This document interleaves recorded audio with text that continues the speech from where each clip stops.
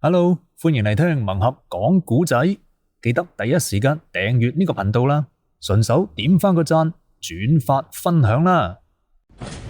第21集，白狗拍咗阿范盲佬個膊頭，好兄弟啊吓，你今日真係幫咗我大忙啦！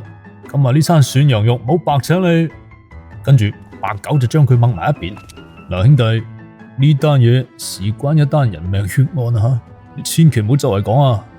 我狗哥你放心啦，我梗係曉得啦。咁如果冇第啲事，我啊走先噶咯噃。去啦！白狗拱咗一下范盲佬，范盲佬啊一路雞咁腳咁跑住，到咗門口，佢猛然一擰轉頭，向住白狗同宋善擺咗下手。狗哥阿嫂，我走啦吓！白狗睇咗一眼范盲佬，又睇咗下宋善，睇佢個樣就好受用啦。佢左手渣渣地同范盲佬揚咗下手道別，然後趁機就兜過宋善嘅後背，想去搭佢個膊頭啦，卻被宋善一抬手踭頂咗喺個肋骨上邊，痛到白狗咿牙扮哨。你想死啊？唔知醜！宋善塊面一紅，呸咗白狗一聲，擰轉頭就走啦。白狗揞住個肋位，喂，哇！你真係打完齋唔要和尚，你都唔使咁快啊！宋善呢邊前腳啱啱離開黃福來，後腳就翻到警察局啦。而出去打探死者身份嘅魏蝦毛亦都翻咗嚟，死者嘅身份已經查證清楚啦。呢個頭殼被斬咗嘅黑仔個名叫做鄭青銅，係天津城內清符馬場嘅幕後東家。社會關係呢，咁啊認真係盤根錯節，複雜到好似一塊網咁嘅。潘虎臣原先係想從仇殺呢個角度入手，圈定一下鄭青銅嘅仇家，逐個咁嚟過堂。但係後嚟一摸底啫，發現呢個鄭青銅呢，做埋晒啲咩開跑馬場啦、設局做賭、放印紙錢等等嘅生意，嗰啲仇家認真一匹布咁長啦，真係冇80都有成100個。如果係逐個咁盤查，咁搞到出年都破唔到案嘅。好在呢，宋善呢邊嘅收穫都幾多下。潘虎臣按照宋善嘅線索，暗中加派人手喺天津城裏邊搜尋6尺高、練過武、左腰右腳有殘疾、正當壯年嘅男人。潘虎臣啱啱發出搜查嘅指令，台上面嘅電話就響啦噃。潘虎臣一聽電話，額頭上邊瞬間就飆汗啊！佢劈咗個聽筒，拿起手槍向出邊走。魏蝦毛嚇咗一跳，嗱聲去吹雞，集合警局裏邊啲人馬啦。跟住潘虎臣跑晒出去。喺條路度，魏蝦毛一問先至知啊，潘虎臣之所以咁心急，乃係因為喺海河邊上邊聚集咗2班人馬，夾埋一齊差唔多成400-500人嘅，一個二個拿住長刀斧頭聚埋一堆，眼睇住一場大火拼就喺眼前啦。潘虎臣一路好似發咗癲咁跑，都未到1刻鐘就趕到咗海河邊啦。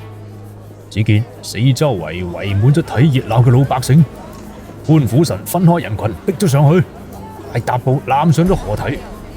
佢向左邊一睇，河堤嘅東邊有200幾個大漢，清一色嘅白褂黑褲，腰前白寶，臂藍黑紗，簇擁住一具銅木棺材。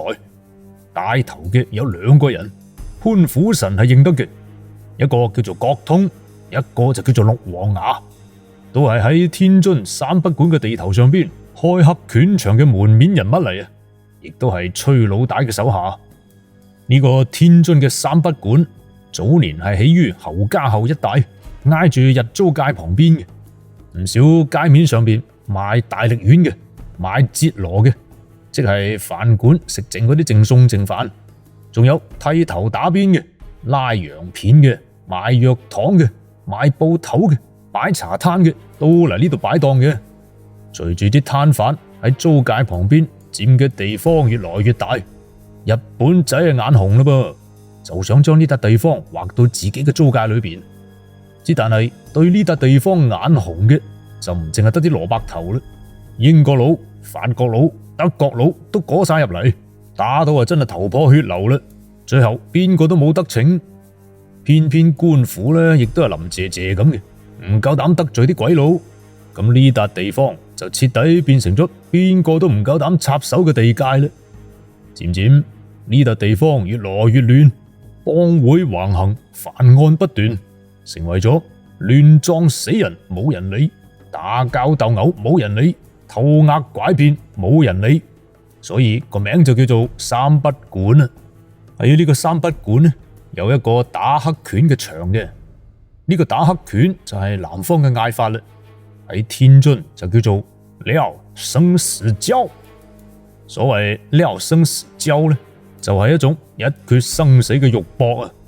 將場內兩方嘅交手混入一個大鐵籠裏邊，冇規矩嘅，亦都冇防護措施，贏嘅生，輸嘅就要死噶啦。喺籠出邊睇打拳嘅人呢，就可以輪番落注賭博錢財。呢啲交手一唔係就係牢裏邊嘅死囚犯，一唔係就係被通緝嘅悍匪，亦或就係攞錢殺人嘅亡命徒，仲有唔少係俾人打悶棍綁翻嚟嘅鏢師高手。總之打得越刺激，落注嘅人就越多。而崔三海正係呢個場嘅馬盤人啊！提起三不管嘅崔老大，成個天津衛認真係無人不知，無人不曉啦。潘虎臣睇完咗左手邊，再睇咗眼右手邊，忍唔住眼皮一跳。右邊嘅呢一班人，清一色藍布皮搭膊，頭戴一頂草帽嘅，喺條頸上面搭住一條汗巾，每個人腰間攬住兩把斧頭。而帶頭嘅人潘虎臣亦都認得嘅，呢個人個名叫做霍斌，係膠皮會大當家秦柏瑜嘅手下。喺天津，膠皮指嘅就係人力車啦。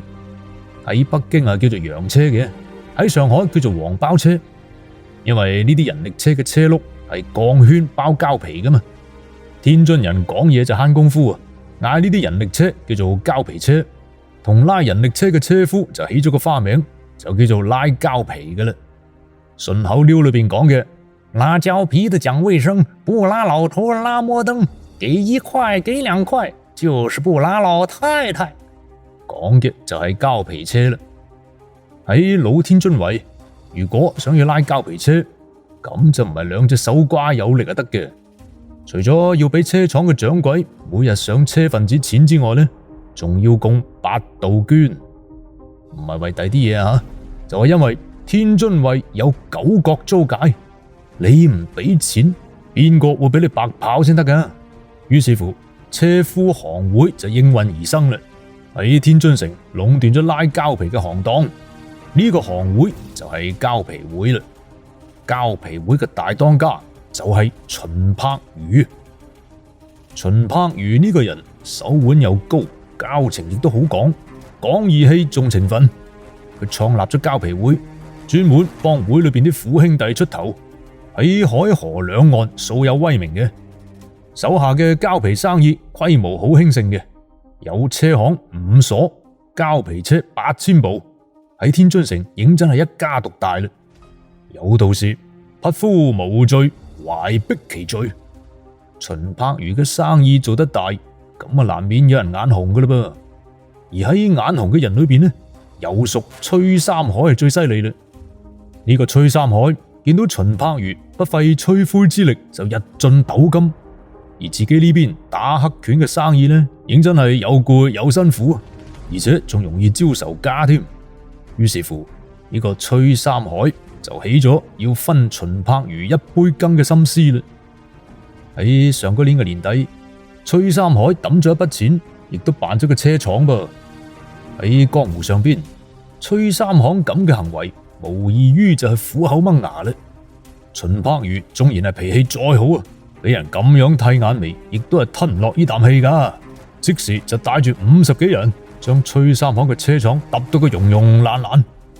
之但係嗰個崔三海亦都唔係好相與噶噃，為咗報呢個仇，佢特登從陝西揾咗一班刀手，喺秦柏瑜經常去嘅舞廳門口伏住，想斬死秦柏瑜啊！多得秦柏瑜手下啲人忠心，掉低咗10幾條性命之後，咁先要護住秦柏瑜死裏逃生。兩方人馬經過呢2場摩擦，早就互相起咗殺心噶啦。而秦柏如更加係喺江湖上放出風聲，懸賞大洋3000塊，必殺崔三海。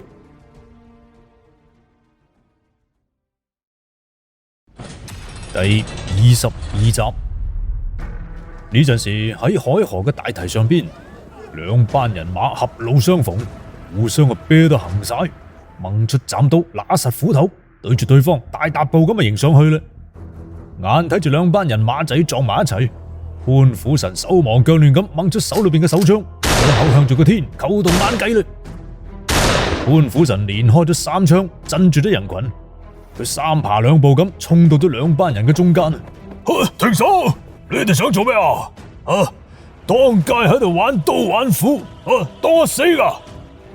潘虎神右手拿住手槍，左手抹咗下自己油光立令嘅頭殼。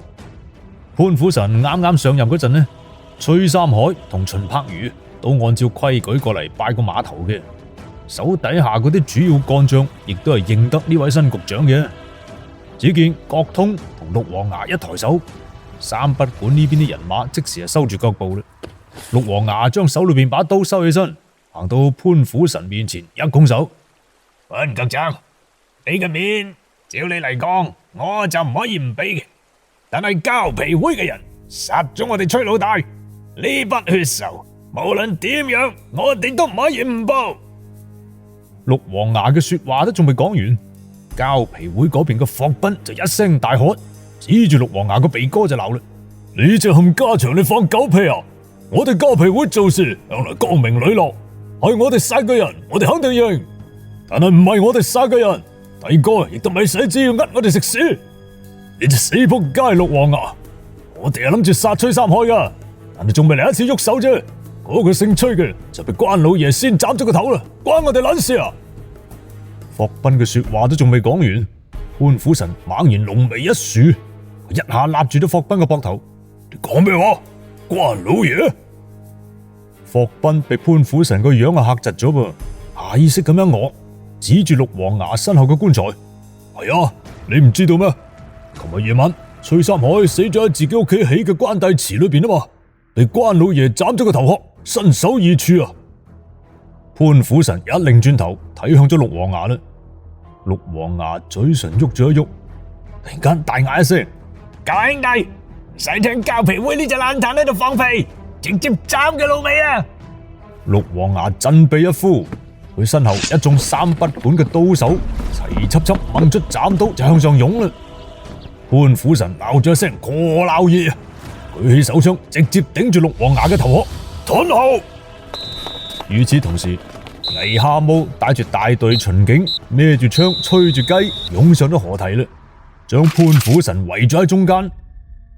陸王衙掃咗一眼個牆，索咗下個鼻，斜住對眼睇住潘虎神。點啊，潘長官，警察局班弟兄真係要向住膠皮會啊！潘虎神捧起槍管，狠狠咁督咗一下陸王衙嘅額頭。阿叔點做？幾時輪到你嚟教啊？呢個陸王衙亦都係出嚟蒲咗好多年嘅江湖亡命徒啊！唔好睇佢額頭上面頂住手槍噃，但係佢膽氣上邊一啲都冇輸蝕嘅。只見呢兜友一挺條腰，竟然就迎上咗潘虎神嘅槍口，佢梗住條頸。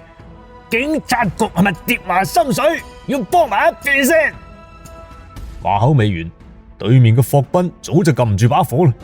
一摁手裏邊把斧頭，膠皮會想殺你哋呢班雜種，仲使咩幫手啊？講完，霍斌大踏步咁帶住人馬就向上邊衝啦。潘虎神推咁推咗一啖龍痰，擰轉槍口，一連開咗2槍，兩粒子彈打正喺霍斌腳下邊嘅青石板度，折起咗一串火星。霍斌下意識咁停低腳，兩邊嘅人馬呢陣時相距唔到5步。將警察廳嘅幾廿名巡警夾晒喺中間。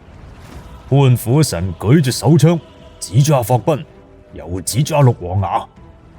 如果係等喺平時，你哋呢班爛壇點死，阿叔我都唔理，死一個少一個，我義不得脫。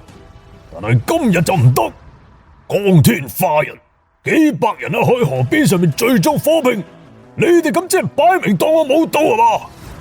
陸王牙的起斬刀，指住霍斌個頭，對住潘虎臣就嗌啦：潘局長，你護得住呢班臭膠皮一時，護唔住呢班人一世。今日唔斬死佢哋，聽日阿爺我哋仲要過嚟，係咪啊？陸王牙振臂一呼，身後齊聲響應啦。係啊，冇錯，剁腳老味啊！我哋仲要嚟啊！嗰邊嘅霍斌亦都唔係好蝦嘅，佢揈起斧頭直接就過嚟追斬啦。兩個巡警死死咁用警棍晾住咗霍斌。潘虎臣咬實牙關，局行道力猛然咁拱開眾人。只見佢伸出3隻手指，向住個天一舉。3日之內，我一定查清崔三海嘅命案。陸王牙嗌啦：咁你如果查唔出嚟咧？我如果查唔出嚟，成個天津城，你哋兩家要開片，求其揾笪地，斬生斬死，我哋警察局一概唔理。陸王牙睇咗阿潘虎臣，又睇咗阿霍斌，佢度咗一陣，得啦，今日我哋就俾面潘局長，3日啦。陸王牙劈低呢句，啱啱想走嘅潘局長一個箭步分開人群，一伸手撳咗喺棺材上邊啦。潘局長，你梗係查案要驗屍，你哋大佬嘅棺木要留低。我驗完咗屍之後，夜晚同你送過去，順便睇下現場。陸王牙抬高頭，迎上咗潘虎臣嘅目光，最終仲係岌咗下頭，隨後帶住3不管嘅人馬撤落咗河堤啦。潘虎臣擰翻轉頭睇住霍斌，點啊？佢哋都走晒啦噃，你仲凍喺度做咩啊？潘局長，唔係我哋驚咗佢哋啊，而係呢個崔三海真係唔係我哋殺噶。我知道唔係你哋做嘅，因為喺崔三海前面仲有一件黑仔，亦都係咁死法嘅。啊，你講咩話？咩個屁啊！可唔可以揾到兇手就睇條命啦。反正呢單案如果3日冇進展，你就等住搏命啦。潘虎臣冇嚟好氣咁掘咗霍斌一眼，指揮啲巡警拖住棺材落咗河堤，只係留低一面茫然嘅膠皮會喺河堤上邊吹住冷風。第23集，喺警察局嘅停屍間裏邊，倪蛤蟆同宋善打咗個下手，拱開咗棺材蓋。宋善先至啱啱戴上手套，潘虎臣就拎住白狗後頸嘅衫領從出邊行咗入嚟。白狗成身走氣，醉眼懵鬆咁，條頸上邊仲帶住啲口紅印添。潘虎臣反手刮咗白狗一巴，然後飛咁快咁搓咗下佢塊面。喂，靚仔，醒我啦喂！白狗正喺半夢半醒之間噶嘛，被潘虎臣嗰隻生晒剪嘅粗鞋大手一搓，成個人即時打咗個冷震，對眼一反，即刻就醒翻啦。一擘開眼就睇到咗眼前嘅宋善同腳下邊嘅棺材。呢度邊度啊？警察局啊，停屍間啊！潘虎臣5隻手指撳住白狗嘅天靈蓋，將佢個頭殼擰翻轉啦。白狗睇咗一眼潘虎臣，又睇咗阿宋善，啱啱想出聲嘅潘虎臣猛然一拍白狗嘅背脊，對住宋善就講啦：嗰日咧，我喺關帝廟見到呢條僆仔係有文有路咁，嗱，我同你滴咗佢嚟啦，話唔定有啲用嘅。潘虎臣講完呢句，帶住倪蛤蟆一擰頭就出咗停屍間啦，仲順手閂翻道門添。潘虎臣啱先嗰一巴手力認真唔細，震到白狗胃裏邊嗰啲酒氣一陣翻江倒海，過咗半日先至壓翻落去。白狗下意識咁摸咗下塊面，又捽咗下條頸上面嘅口紅印。你唔使解釋啦，我都費事問。宋善掘咗白狗一眼，戴上咗口罩。白狗面散散咁笑咗一笑，立起衫袖去隔籬洗手啦，準備過嚟幫手。喺棺材裏邊攤住嘅係崔三海條屍，同鄭青桐一樣，崔三海亦都係一刀俾人斬落條頸度，身首異處，脊椎斷裂嘅位置同鄭青桐一模一樣，一睇就係同一個人嘅手法。同鄭青桐唔一樣嘅係，崔三海嘅口裏邊就冇苦聲錘嘅，亦都冇酒肉氣。咁講明崔三海喺死之前冇中毒，亦都冇飲到酒，個人就係清醒嘅。頸部嘅刀口右邊高左邊低，講明係由上而下嘅斜劈導致嘅。宋善攞起一把鉸剪仔，剪開咗崔三海嘅面衫，仔細咁驗睇咗崔三海嘅上身，發現並冇鬥毆擊打所留低嘅紅紫瘀青。咁講明崔三海喺死之前冇同人搏鬥或者係俾人捆綁嘅情形。宋善喺驗屍之前仲特登了解過崔三海呢個人。呢個崔三海唔係一件豬抌兜，亦都唔係一個手無揸雞之力嘅人。10幾年嘅江湖搏殺，佢亦都係刀光劍影裏邊闖出嚟嘅人物，手底下啲功夫就唔弱嘅，對敵嘅經驗亦都好豐富。照理嚟講，唔應該咁乾脆咁就俾人斬咗個頭殼嘅。就喺宋善諗極都諗唔明嗰陣，白狗突然間打咗個響指，將宋善拉到咗台邊。白狗輕輕掹開崔三海嘅眼皮，指住崔三海嘅瞳孔：喂，你睇下崔三海個樣，瞳孔擴張，咬肌向外鬆開，下顎向出邊凸，塊面都青晒。咁講明崔三海喺死之前受到咗劇烈嘅驚嚇同埋刺激。講到呢度，白狗一伸手，從宋善嘅手裏邊接過咗解剖屍體嘅柳葉刀，將隻手伸到咗棺材裏邊，輕輕咁一解，劏開咗崔三海嘅胸腔，跟住一步一步咁依照血流嘅方向劏開心臟。佢先係剪開咗上下腔嘅靜脈，跟住從右心後外側緣分別剪開咗右心房，沿住左心室嘅左緣從裏邊向出邊切開，然後沿住室間隔前緣向上剪到主動脈口，直到主動脈嘅根部。白狗呢幾下解剖心臟咁專業嘅手法，竟然睇到宋善嘆為觀止。宋善牙都擎晒。你係喺邊度學翻嚟噶？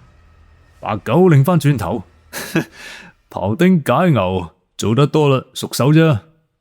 突然間，白狗對眼叮一聲，佢指住崔三海心脈之中一片紅玫瑰色嘅血斑。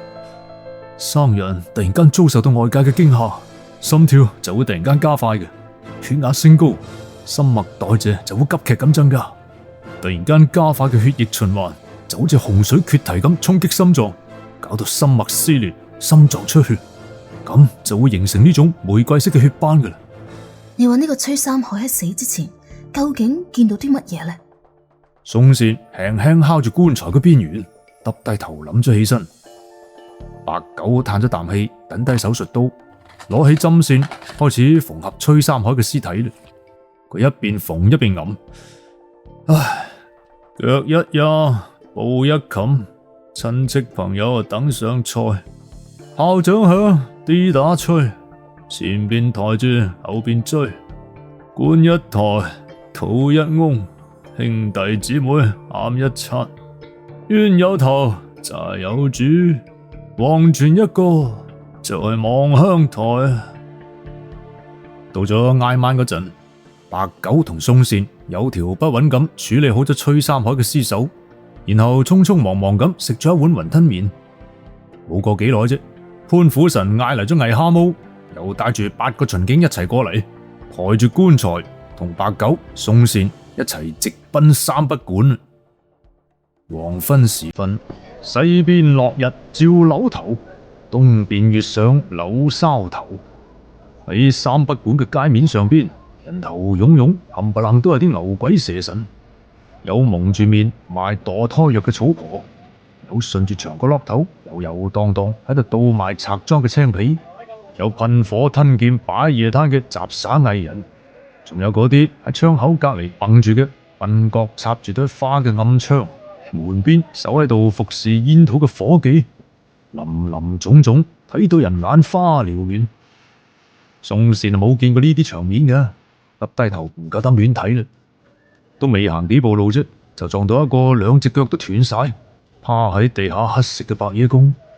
嗰個白野公喺地下一下碌咗過嚟，一嘢就掹住咗宋善嘅褲腳，伸出一隻污糟邋遢嘅手，指住自己空蕩蕩嘅褲筒，好心啦，福心啦，大小姐，可憐下我啦！個白野公啲說話都仲未講完，喺一邊嘅牆角落頭裏邊又捐出咗個7、8歲嘅姑娘仔，佢身上面啲衫溶溶爛爛咁，頭上邊插咗一條草棍。呢個姑娘仔走到宋善隔籬，噗一聲就跪低啦，攬住宋善嘅大髀，猛咁喺度喊：姐姐啊，我求下你啊，你好心，你做下好心啦，你買咗我啦，好平嘅啫，一係我1分錢都唔收，我就求你俾啲嘢我爺爺食啊！宋善呢個人本來就心軟噶啦，見到嗰個姑娘仔喊到梨花帶雨，眼淚鼻涕一齊流，又睇到嗰個白野公身上殘疾咁可憐，個心一酸，就想揞錢啦噃。突然間，白狗猛然一腳踢開咗嗰個白野公隻手，腳踭跟住一揼，一聲揼咗喺嗰個白野公5隻手指上邊，跟住旋轉腳踭一捻，嗰個白野公發出咗一聲慘叫。俗話都講十指連心啊！嗰個白野公痛到成身喺度震，連毛管眼都凍晒起身。你做咩啊？宋善嚇咗一跳，即刻就過嚟拉白狗啦。白狗冷冷咁哼咗一聲，腳下邊又出力咁踩落去啦。嗰個白野公痛到面上啲青筋爆晒起身，竟然伏一聲從地下成個彈起，揞住手指落荒而逃。第24集，就喺呢一瞬間，宋善先至睇清楚，嗰個白野公嘅褲筒下邊唔係冇腳嘅，而係佢根本就係盤膝咁坐喺度，將2隻腳收埋喺厚厚嘅長衫下邊，用膝頭哥嚟行路嘅。嗰條空蕩蕩嘅褲就係2橛布筒嚟啫，綁喺膝頭哥上邊做下樣嘅啫。啱先白狗出力咁揼佢嘅手指，呢個白野公一嚟就忍唔住痛，二嚟知道已經俾人睇穿咗自己嗰籠嘢啦，索性就伸翻開盤住佢2隻腳，一陣風咁走咗去。啊！宋善都仲未反應過嚟啫，白狗突然間一個箭步飆咗上去，佢兜過宋善，長臂一伸，護低身一立，掹住咗嗰個啱啱想要逃走嘅姑娘仔，扯住佢條腰帶就將佢的起身啦，伸手喺佢衫袖裏邊一揞，掹出咗一個精巧嘅錢夾。咦？呢個係我錢包喎。宋善下意識咁喺條腰度一摸，發現原先等錢夾嘅袋已經係空空蕩蕩。係幾時跌㗎？啊！呢個細路哥攬住我係為咗……白狗一聲冷笑，將嗰個姑娘仔劈咗喺地。佢指住自己對眼，遮星蓋斗啊嘛！咁樣嘅雕蟲小技都夠膽喺你白爺面前丟架？嗰個姑娘仔企喺地下，整理咗一下自己件衫，昂高個頭，2隻手一拱，面上一啲自亂嘅神色都唔見晒。咁問兄台係邊位白爺啊？唔該報上名來啊！龍王廟白狗啊！白狗扶住膝頭哥，護低個身，擰咗一下嗰個姑娘仔嘅鼻哥。唉，原來係做死人生意嘅，就當我運滯啦。嗰個姑娘仔擤咗一下鼻涕，背住2隻手，擰轉身就走啦。魏夏木一碌對眼，掹出手銬，佢係擺晒警察老爺嘅威風噃，啱啱想上前捉住嗰個姑娘仔，佢被白狗一下就掹住手臂啦。白狗撳住魏夏木嘅後尾枕，等佢向四周圍睇咗一圈，跟住紅喺魏夏木耳仔旁邊。喂，呢度係三不管嚟噶，冇人會俾面警察噶。魏夏木隻眼一蒙，只見喺四周嘅黑暗之中，10幾個大漢縮喺暗處，淨係有意無意咁及實呢邊。喺手踭下邊、手掌之間，隱隱然有啲寒光閃現出嚟嘅，一睇就係嗰個白野公同個姑娘仔嘅同伙嚟啦，係專門幫佢哋行竊、保駕護航嘅打手。哇！魏夏木大吃一驚，嗱嗱聲將個手銬袋咗翻去。嗰個姑娘仔腳步一停，用眼尾睄咗一眼攔住魏夏木嘅白狗，佢伸出隻手仔一指白狗。咁你都算得上係一個心水清嘅人。話口未完，個姑娘仔已經消失咗喺黑夜嘅深處啦。魏蛤蟆抹咗一下面上啲冷汗，哇！呢個三不管都真係幾邪噶噃，做咩？白狗反咗個白眼，拍咗下魏蛤蟆個心口。你係官，我係民，捉賊安民係你嘅事，做咩調翻轉嚟問我嘅？魏蛤蟆一時都唔知講咩好啦，忍唔住惱羞成怒，指住白狗：你今日咩態度啊你？白狗都懶得騷佢，將個前夾劈咗俾宋善，翹起對手啊向前行啦。魏蛤蟆啱啱想發作，卻被潘虎臣一下就掹實。潘級長佢，有本事嘅人，大多數脾氣都唔係幾好嘅。只要佢可以幫我哋查清兇手係邊個，咁有啲拗撬又有咩唔忍得呢？你話係咪？係。魏蛤蟆猛咁岌頭，催促住後邊嗰啲巡警跟上白狗嘅腳步啦，直奔三不管嘅深處。崔三海打黑拳嗰個場呢，就開喺一處四合院裏邊，門面上邊掛住塊酒旗。入咗大門之後，喺影壁上邊掛住藥王孫思邈嘅畫像。喺影壁嘅後邊就係一片大院。大院中間棟住打拳嘅鐵籠，喺周圍擺滿咗長台馬凳，一圈套住一圈，將個籠圍到密不透風。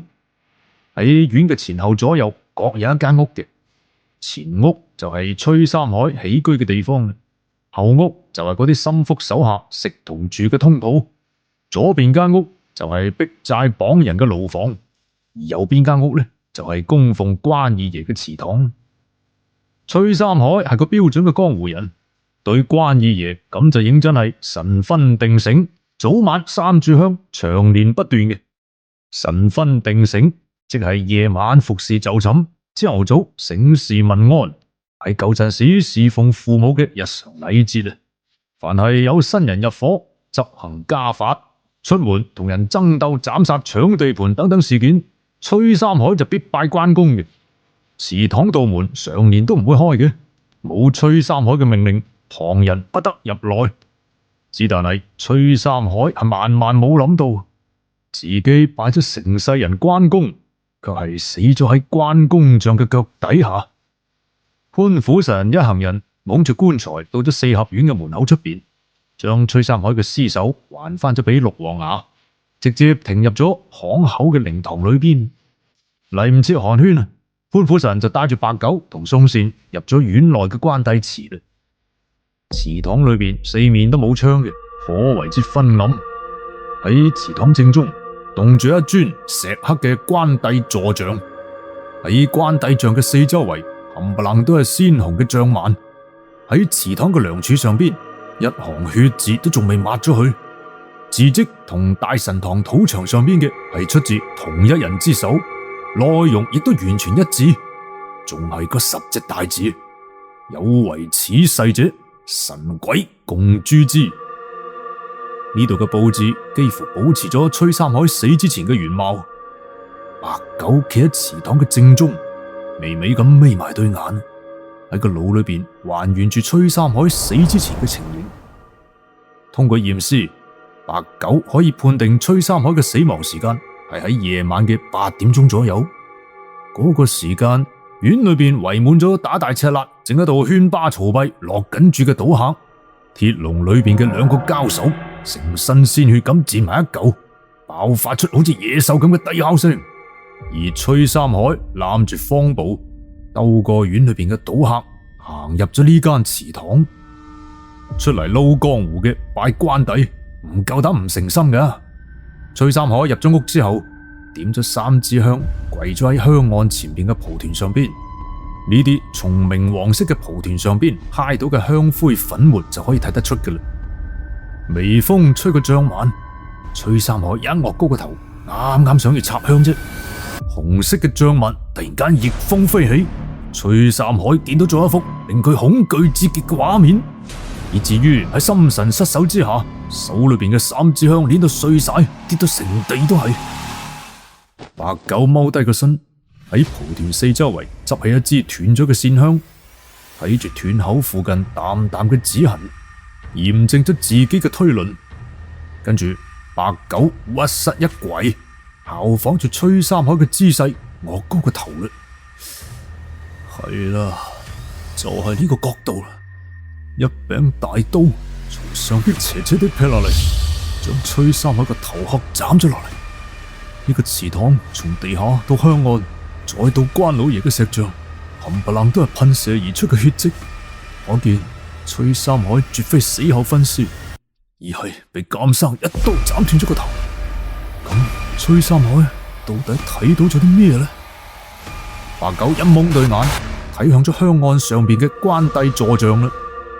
佢諗咗一陣，跟住雙手合十，對住關帝老爺拜咗一拜，心裏邊暗暗喺度念啦：為咗追索兇徒，怕係要冒犯啊！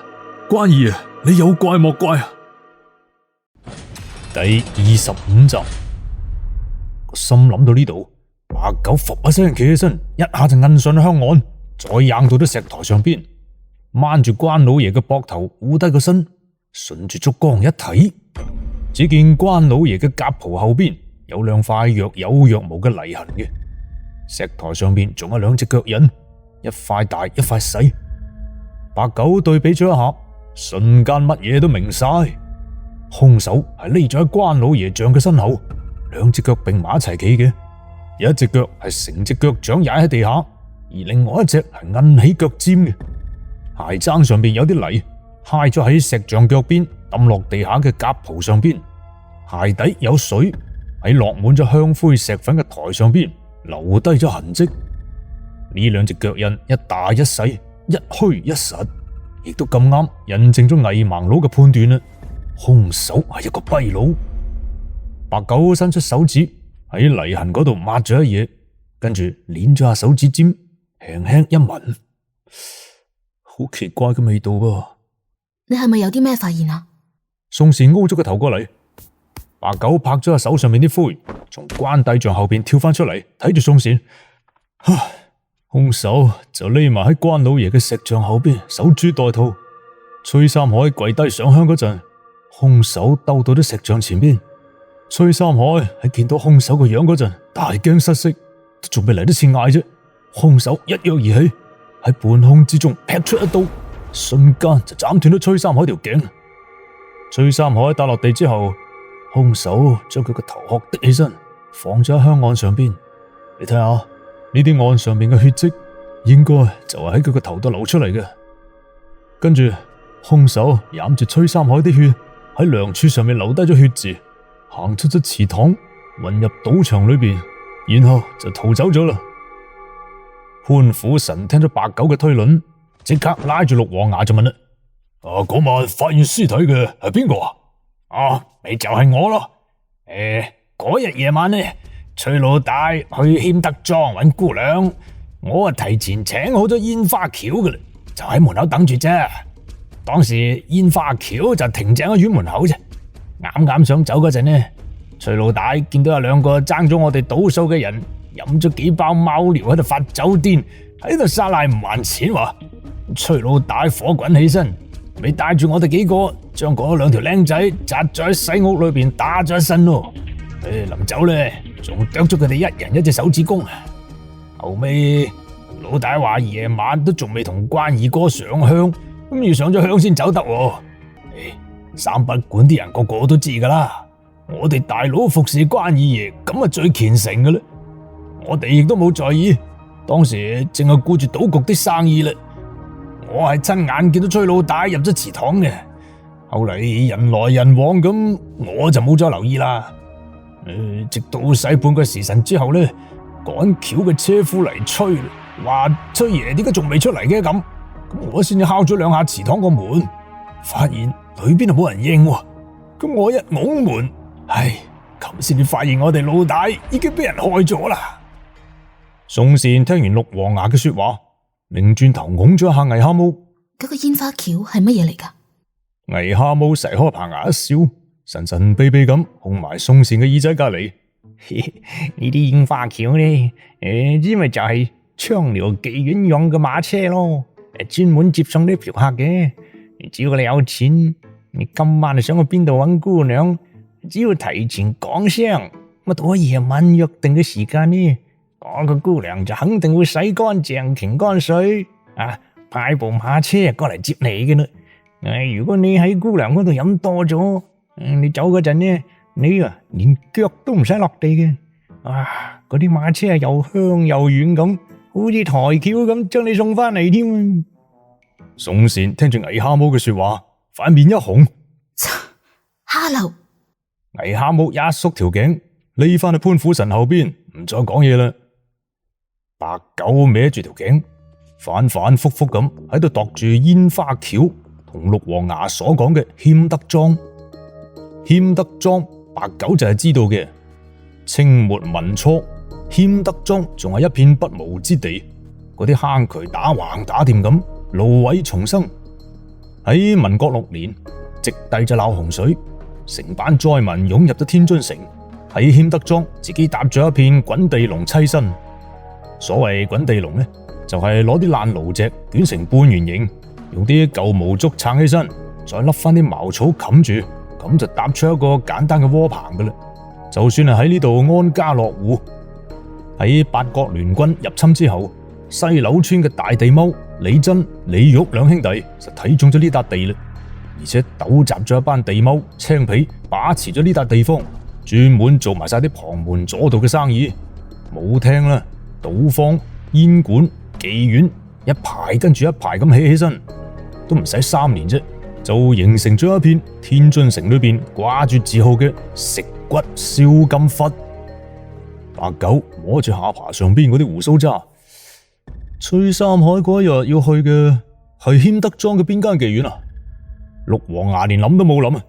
百花香啊嘛，我哋崔老大係嗰度啲熟客嚟嘅。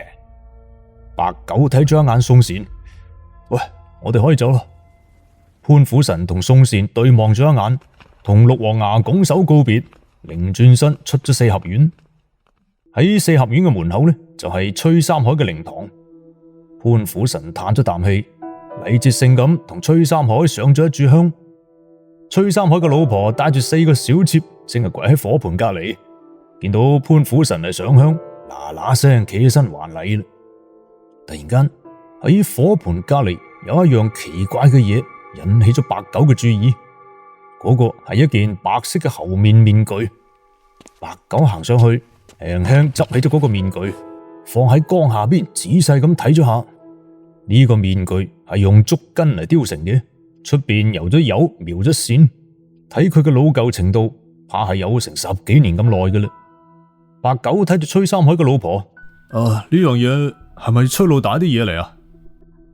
係啊，呢個面具佢平時當係心肝頂嚟噶，平日啊都唔俾人望一眼，隔2、3日咧就拎出嚟抹一抹。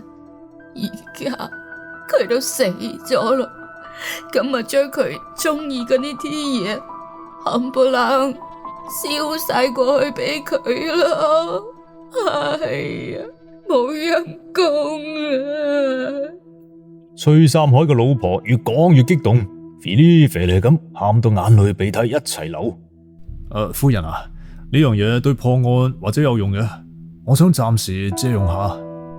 好，你攞去啦。好，多謝夫人。白狗將個面具用布包好，入咗喺條腰度，大踏步咁出咗條巷啦。潘虎臣同宋善打咗個眼色，示意佢追上去。宋善一岌頭，一路小跑跟上咗白狗。